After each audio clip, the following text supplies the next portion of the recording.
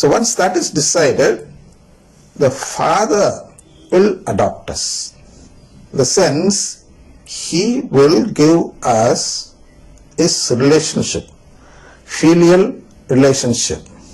Once we receive that filial relationship and become a children or a child or a son of both Mary and the Father, Mary adopts us in this flesh form, and God the Father adopts us in the spiritual form.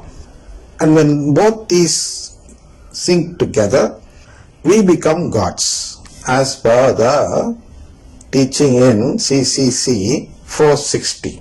We see that we become gods once we are judged. So coming in the Father's name means that He has come with this authority to choose whomsoever He likes. He has the authority from the Father to choose members for the family, for God's family. Therefore He says that I have come in my Father's name. The next thing He says, after saying this, that, and you do not accept me. So what is accepting Jesus?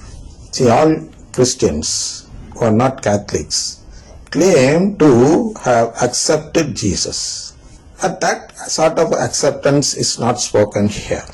When we accept Jesus in this manner, it means that we accept the offer which the Father gives us through Jesus. So Jesus has come to proclaim to us that He is going to adopt us, and that He is going to make us all gods. Therefore here He says that He has got this permission from His Father to speak on the Father's behalf regarding this news which we call the gospel, the good news.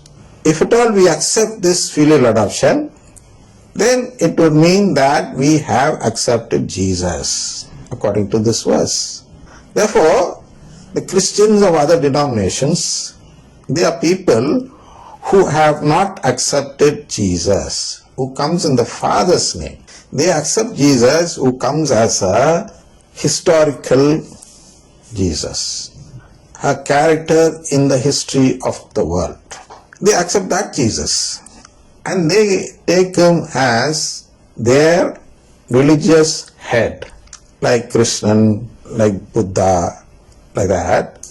These people consider Jesus only as someone who has created a new religion which performs worship to God. But that is not what Jesus is trying to say here.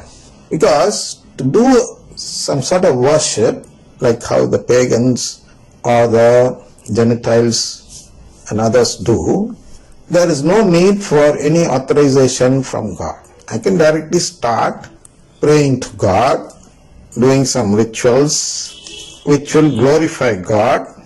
See, He says in the next part also, in the 44th verse you can see, how can you believe when you accept glory from one another and do not seek the glory that comes from the one who alone is God? See, the glory that comes from God is different from the glory what they seek. We should seek the glory from God, which comes in the form of filial adoption.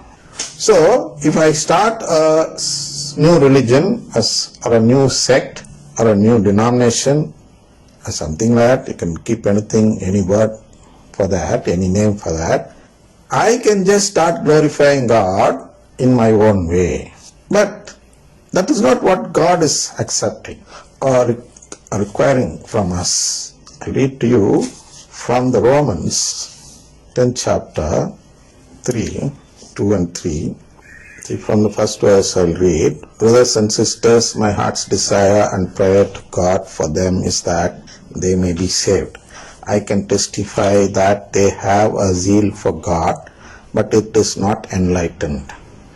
For being ignorant of the righteousness that comes from God and seeking to establish their own, they have not submitted to God's righteousness.